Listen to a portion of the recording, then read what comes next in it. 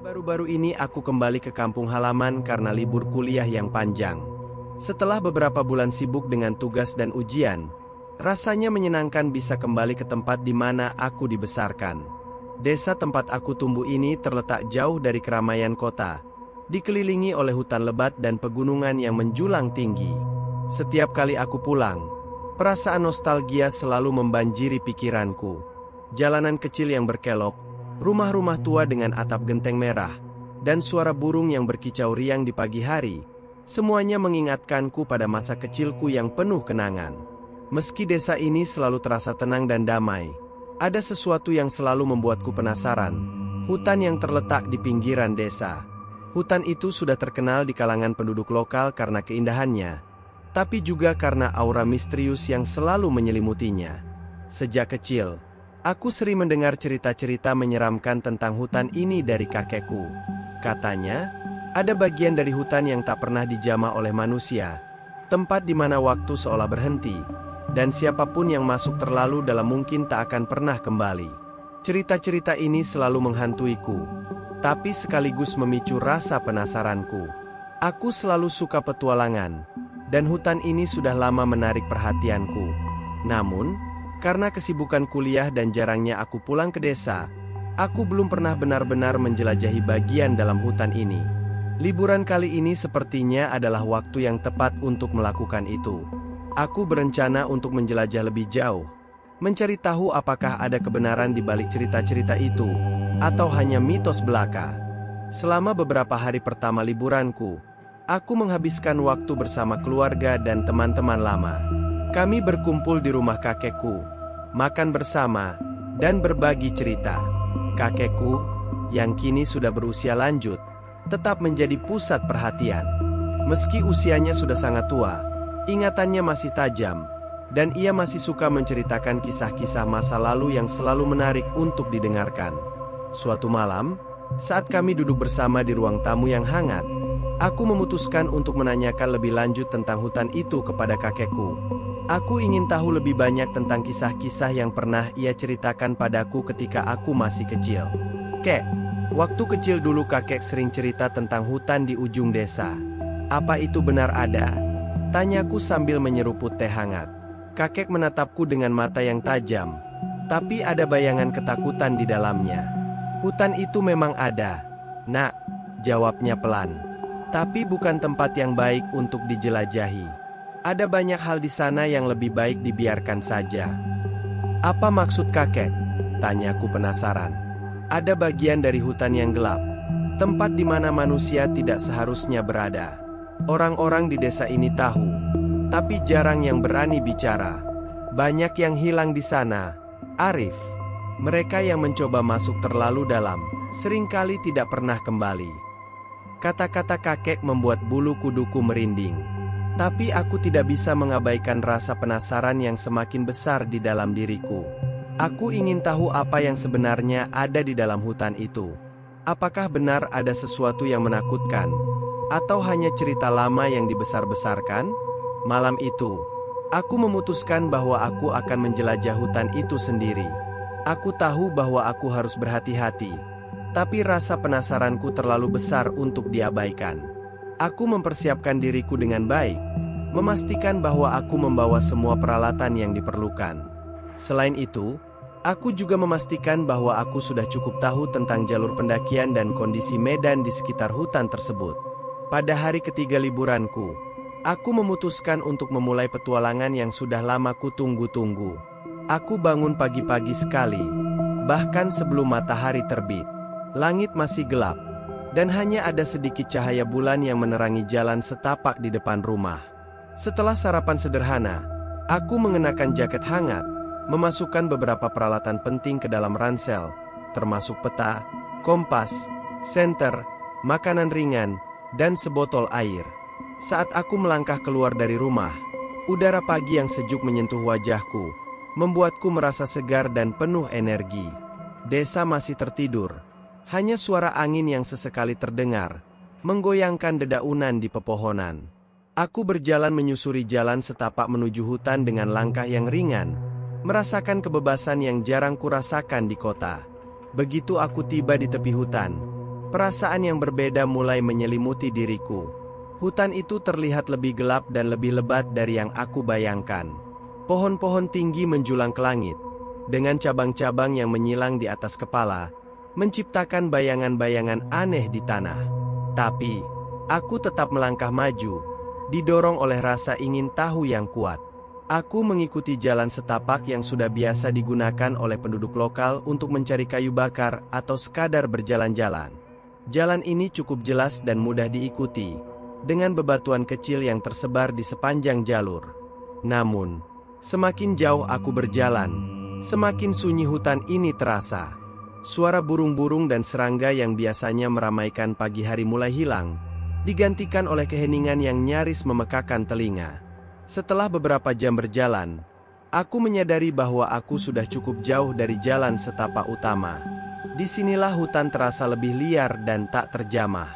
Pohon-pohon semakin lebat, dan jalan setapak mulai samar, tertutup oleh daun-daun kering dan semak-semak. Aku merasakan kegembiraan dan ketegangan yang bercampur aduk di dalam diriku. Ini adalah bagian dari petualangan yang selalu aku dambakan, merasa tersesat, tetapi tetap menemukan jalan. Namun, ada sesuatu yang aneh yang kurasakan di dalam hutan ini. Seolah-olah aku sedang diawasi, atau lebih tepatnya, seolah-olah hutan itu sendiri hidup dan memperhatikanku.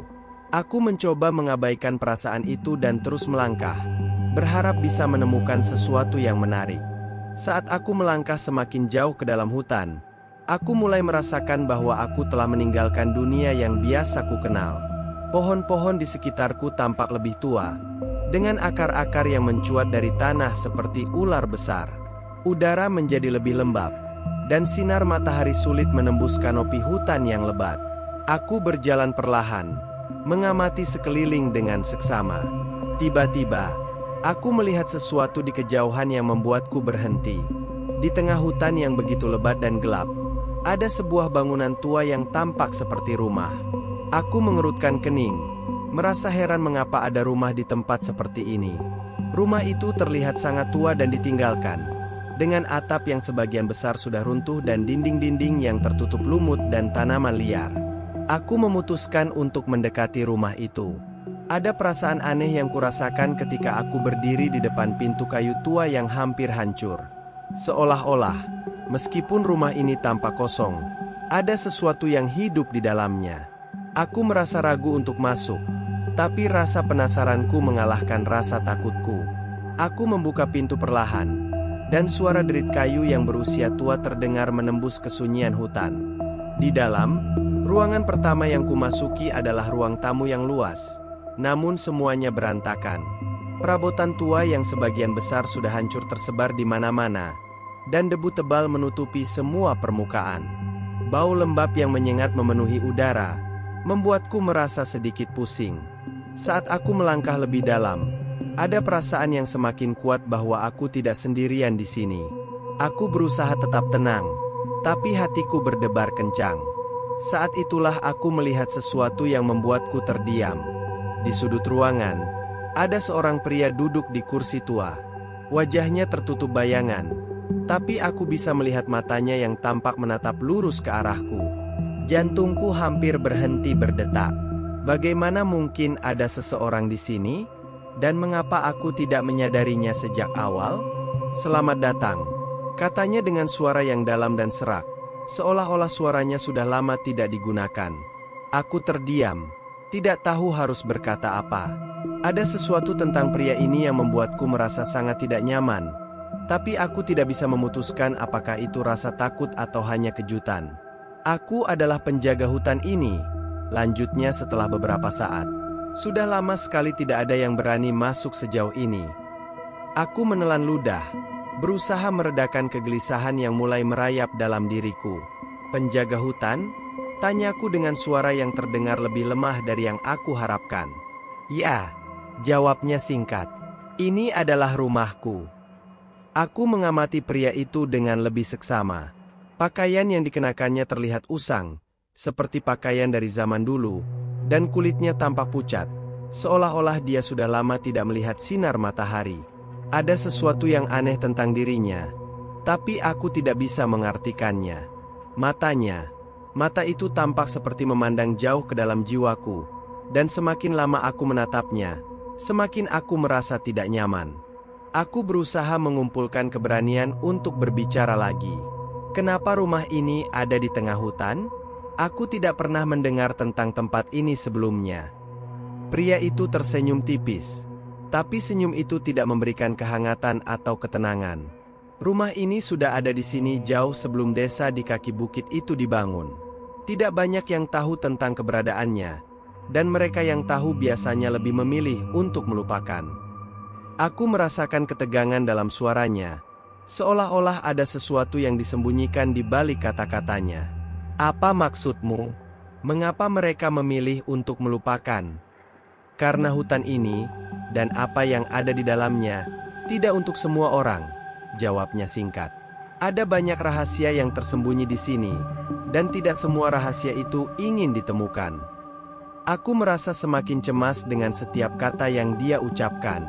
Ada sesuatu yang sangat salah tentang situasi ini, tapi aku tidak bisa menentukan apa. Apakah kau tinggal di sini sendirian? Tanyaku, berharap bisa mengalihkan percakapan ke arah yang lebih biasa. Pria itu tertawa pelan, tapi tawanya lebih terdengar seperti geraman. Sendirian? Tidak, aku tidak sendirian. Hutan ini adalah temanku, dan aku adalah bagiannya. Jawaban itu membuatku semakin merinding. Aku tidak tahu apakah dia hanya mencoba menakut-nakutiku atau memang ada sesuatu yang lebih dalam dari yang aku pahami. Tapi sebelum aku bisa bertanya lebih lanjut, dia berdiri dari kursinya dan berjalan mendekat. Aku bisa merasakan tekanan yang aneh saat dia semakin dekat.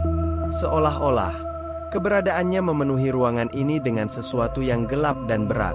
Kau harus berhati-hati, nak, katanya dengan nada yang lebih serius. Hutan ini bisa menyesatkan mereka yang tidak tahu jalan. Banyak yang masuk terlalu dalam dan tidak pernah kembali. Aku mengangguk pelan, merasa bahwa percakapan ini tidak akan membawa kemana-mana. Aku akan berhati-hati, kataku sambil berusaha untuk tidak menunjukkan rasa takutku. Terima kasih atas peringatannya. Pria itu hanya menatapku tanpa berkedip. Ingatlah, katanya pelan, jangan tersesat. Dengan itu, aku merasa bahwa percakapan ini sudah selesai. Aku mengucapkan selamat tinggal dan berbalik untuk keluar dari rumah itu. Saat aku melangkah keluar, aku bisa merasakan tatapannya yang berat di punggungku, seolah-olah dia sedang memperhatikanku sampai aku benar-benar meninggalkan tempat itu. Begitu aku keluar dari rumah itu, aku merasakan sedikit lega. Namun, perasaan tidak nyaman yang mengikutiku sejak aku masuk ke dalam hutan ini tidak sepenuhnya hilang. Aku mulai berjalan kembali ke arah yang kuingat sebagai jalur keluar, berharap bisa segera kembali ke desa sebelum hari mulai gelap. Tapi semakin jauh aku berjalan, semakin aku merasa bahwa sesuatu tidak benar. Hutan ini, yang awalnya tampak sunyi dan damai, kini terasa lebih seperti perangkap. Jalan setapak yang tadi kulalui tampak berubah, dan pepohonan di sekitarku tampak lebih rapat dan menyeramkan. Aku terus melangkah, berharap menemukan tanda-tanda yang familiar. Tapi setiap langkah yang kuambil tampak hanya membawaku semakin jauh ke dalam hutan. Setelah beberapa waktu, aku mulai merasa cemas. Aku mengeluarkan kompas dari ranselku, berharap bisa menemukan arah yang benar. Tapi, betapa terkejutnya aku ketika aku melihat bahwa jarum kompas itu berputar tanpa henti, seolah-olah kehilangan arah. Aku mencoba mengarahkannya ke utara, tapi jarum itu terus berputar liar, tidak memberikan petunjuk apapun. Kepanikan mulai merayap dalam diriku. Aku memutar tubuhku, mencoba mengenali jalan atau tanda apapun yang bisa membantuku menemukan jalan keluar, tapi tidak ada apapun yang tampak familiar. Hutan ini, yang awalnya terasa seperti tempat yang bisa dijelajahi, kini berubah menjadi labirin yang menakutkan. Saat itulah aku mendengar suara langkah kaki di belakangku. Aku berhenti sejenak, menahan napas, dan berbalik. Tidak ada apa-apa di sana, hanya hutan yang gelap dan pepohonan yang berdiri diam. Tapi aku tahu bahwa aku tidak sendirian. Ada sesuatu di sana, mengikutiku, memperhatikanku. Aku mencoba untuk tetap tenang dan melangkah lebih cepat. Tapi suara langkah itu terus mengikutiku. Setiap kali aku berhenti untuk mendengarkan, suara itu juga berhenti. Aku tidak tahu apa yang sedang terjadi, tapi perasaan bahwa aku sedang diawasi semakin kuat. Aku mulai berlari, mencoba melarikan diri dari sesuatu yang tidak bisa kulihat. Pepohonan seolah-olah mencoba menghalangi jalanku, dan akar-akar yang menjalar di tanah membuatku terjatuh beberapa kali. Aku mencoba untuk tidak berpikir, hanya fokus pada satu hal, keluar dari hutan ini secepat mungkin. Namun, meski aku terus berlari, seolah-olah aku tidak pernah bisa menjauh dari hutan ini. Setiap kali aku berhenti untuk menarik napas, aku merasakan bayangan yang lebih besar bergerak di antara pepohonan, mendekat dengan cepat. Bayangan itu bukan manusia, dan semakin aku mencoba melarikan diri, semakin cepat bayangan itu mendekat. Aku terus berlari tanpa arah yang jelas, hanya berharap bisa menemukan jalan keluar dari hutan ini. Tapi, tidak peduli seberapa jauh aku berlari, semuanya tampak sia-sia. Aku tidak bisa menemukan jalan keluar, dan setiap kali aku berpikir bahwa aku sudah dekat, hutan ini seolah-olah menarikku kembali ke dalam. Entah bagaimana, aku kembali ke rumah tua itu.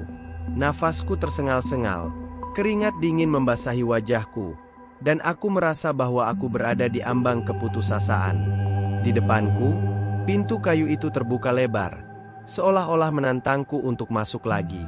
Aku tidak tahu apa yang harus kulakukan. Masak kembali ke rumah itu, atau terus berlari ke area yang tidak pasti? Tapi sesuatu menarikku masuk, dan sebelum aku menyadarinya, aku sudah berada di dalam lagi. Pria itu masih duduk di sudut yang sama, tapi kali ini dia menatap langsung ke arahku. Ada senyum yang aneh di wajahnya, senyum yang membuat darahku membeku. "Kau kembali," katanya dengan nada suara yang terdengar puas. Aku mencoba berbicara, tapi suaraku tertahan di tenggorokan. Pria itu bangkit dari kursinya dan berjalan mendekat. Setiap langkah yang diambilnya membuat ruangan ini terasa lebih sempit, lebih sesak, seolah-olah dinding-dindingnya bergerak mendekat. "Kau tahu," bisiknya pelan, "tidak semua yang kau temui di hutan ini adalah apa yang terlihat." Aku melihat ke sekeliling dan menyadari bahwa ruangan itu berubah. Dinding-dindingnya tampak berdenyut, seolah-olah hidup, dan dari lantai yang retak, asap tipis naik, mengeluarkan bau yang sangat tidak sedap. Aku bisa merasakan sesuatu yang mengerikan merayap di dalam ruangan ini, sesuatu yang tidak terlihat tapi sangat nyata.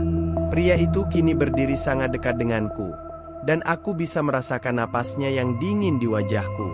"Hutan ini adalah tempat yang hidup," katanya pelan, "dan aku adalah bagian darinya." Aku ingin lari, tapi tubuhku terasa berat seperti ditarik oleh kekuatan yang tidak terlihat. Pria itu mendekatkan wajahnya ke telingaku dan berbisik, "Kau tidak akan pernah bisa meninggalkan tempat ini." Dengan segenap tenaga yang tersisa, aku mencoba melarikan diri dari rumah itu. Aku tidak peduli dengan arah, hanya fokus untuk menjauh sejauh mungkin. Ketika aku keluar dari rumah itu, malam sudah jatuh, dan kegelapan menyelimuti hutan dengan lebih pekat. Aku berlari dengan panik, tidak mempedulikan jalan setapak atau arah, hanya mengandalkan instingku untuk menemukan jalan keluar. Tapi tidak peduli seberapa cepat aku berlari, suara langkah-langkah itu terus mengikuti, semakin dekat dan semakin mendekat. Setiap kali aku berhenti sejenak untuk menarik napas, aku bisa merasakan kehadiran sesuatu di belakangku. Suara napas berat dan gemuruh langkah kaki itu semakin jelas, membuat bulu kuduku berdiri. Aku tahu aku sedang diburu, tapi oleh apa? Atau oleh siapa? Saat aku merasa sudah tidak kuat lagi, aku melihat cahaya di kejauhan. Sebuah titik terang yang seolah-olah menjadi satu-satunya harapan di tengah kegelapan. Aku segera mengarah ke sana, berharap ini adalah pintu keluar dari mimpi buruk ini. Namun, semakin dekat aku ke cahaya itu, semakin aneh rasanya. Cahaya itu tidak memberikan kehangatan atau ketenangan, justru sebaliknya. Ada sesuatu yang salah tentang cahaya itu, tapi aku sudah terlalu lelah untuk berpikir jernih. Ketika akhirnya aku mencapai sumber cahaya itu, aku terhenti. Di depanku, bukanlah pintu keluar dari hutan ini, melainkan sebuah lingkaran besar dengan api yang menyala-nyala di tengahnya. Sekeliling lingkaran itu ada banyak bayangan yang bergerak, namun mereka tidak memiliki bentuk yang jelas. Hanya bayangan yang berputar-putar tanpa henti. Aku tidak tahu apa yang sedang terjadi, tapi naluriku mengatakan bahwa aku harus menjauh dari tempat ini. Namun, sebelum aku bisa berbalik, bayangan-bayangan itu mulai mendekat, membentuk lingkaran di sekitarku, menjebakku di tengah. Suara-suara aneh mulai terdengar, bisikan yang datang dari segala arah. Bisikan itu tidak jelas, tapi mereka terdengar seperti kata-kata yang dipelintir dan diulang-ulang, membuatku merasa pusing. Aku merasakan rasa takut yang luar biasa, perasaan bahwa aku sedang jatuh ke dalam sesuatu yang lebih gelap dan lebih dalam dari yang bisa kubayangkan.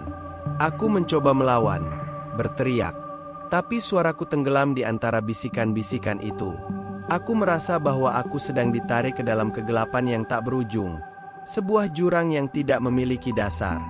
Dan di sana, di tengah kegelapan itu, aku bisa melihat bayangan pria itu, penjaga hutan, tersenyum dengan penuh kemenangan. Aku terbangun dengan tubuh penuh keringat dan napas tersengal-sengal. Aku tidak tahu bagaimana aku bisa kembali ke kampung halaman, tapi disinilah aku, terbaring di tempat tidur di rumah kakekku. Sinar matahari yang masuk melalui jendela membuatku sadar bahwa aku masih hidup. Namun, perasaan bahwa sesuatu telah hilang dari diriku tidak bisa kuabaikan. Ada perasaan tidak nyaman yang terus mengikutiku, seperti bayangan gelap yang tidak pernah pergi. Setiap kali aku menutup mata, aku bisa melihat wajah pria itu, mendengar bisikannya, dan merasakan dinginnya yang merayap di tulang-tulangku. Aku mencoba menceritakan kejadian itu kepada kakek, tapi kata-kataku tidak pernah keluar dengan benar. Sesuatu di dalam diriku menahan ceritanya, seolah-olah itu adalah rahasia yang tidak boleh diungkapkan. Kakek hanya menatapku dengan mata yang penuh kekhawatiran, tapi dia tidak mengatakan apapun. Mungkin dia tahu, atau mungkin dia juga merasakan sesuatu yang salah. Hari-hari berlalu, dan meski aku mencoba melupakan kejadian itu, bayang-bayang hutan dan penjaga itu selalu menghantui pikiranku. Aku tahu bahwa aku tidak bisa benar-benar meninggalkan tempat itu, bahwa sebagian dari diriku telah tertinggal di hutan. Sepupuku, Dinda, yang biasanya ceria dan penuh energi, kini sering terlihat melamun di teras rumah kakek. Dia tidak lagi berlari-lari di sekitar desa seperti biasanya, melainkan hanya duduk diam, menatap ke arah hutan dengan tatapan kosong. Aku mendekatinya suatu sore dan mencoba untuk berbicara dengannya, tapi dia hanya menatapku dengan mata yang tidak fokus. "Apa yang terjadi, Din?" tanyaku dengan nada pelan, berharap bisa membawanya kembali ke dunia nyata. Dinda tidak menjawab, hanya terus menatap ke arah hutan. Aku merasakan ada sesuatu yang salah, sesuatu yang tidak bisa kulihat tapi sangat nyata. Ketika aku mengikuti arah pandangannya, aku merasakan ketakutan yang sama seperti yang kurasakan saat berada di dalam hutan itu. Seolah-olah hutan itu masih hidup, masih memperhatikanku, dan kini memperhatikan Dinda juga. Aku merasakan dorongan yang kuat untuk menjauhkan Dinda dari hutan itu, tapi aku tidak tahu bagaimana caranya. Hutan itu, meskipun jauh dari tempat kami berdiri, tampaknya memiliki kekuatan yang lebih besar dari yang bisa kami pahami. Ketika aku menatap kembali ke arah Dinda, aku melihat sesuatu yang membuat darahku membeku. Di dalam mata Dinda, aku bisa melihat bayangan pria itu, penjaga hutan, melihat keluar, seolah-olah dia telah menemukan jalan keluar dari hutan dan kini bersembunyi di dalam dirinya. Aku tahu, pada saat itu, bahwa apapun yang terjadi di hutan tidak benar-benar berakhir. Ini baru permulaan dari sesuatu yang lebih besar dan lebih gelap. Hingga hari ini, aku masih teringat akan kejadian itu. Aku mencoba melupakan, tapi setiap kali aku berada di dekat hutan, aku merasakan sesuatu yang aneh, seolah-olah hutan itu sedang menungguku untuk kembali. Dinda pun masih sering melamun di teras rumah kakek. Tatapannya selalu mengarah ke hutan yang gelap.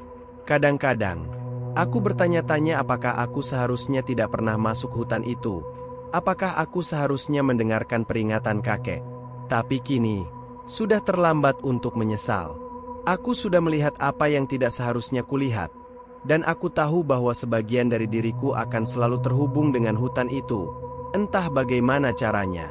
Aku hanya bisa berharap bahwa aku bisa menemukan cara untuk melepaskan diri dari bayangan gelap yang terus menghantuiku ini. Tapi hingga saat itu tiba, aku hanya bisa menunggu untuk saat di mana hutan itu memanggilku kembali, atau saat di mana aku akhirnya bisa bebas dari cengkeramannya.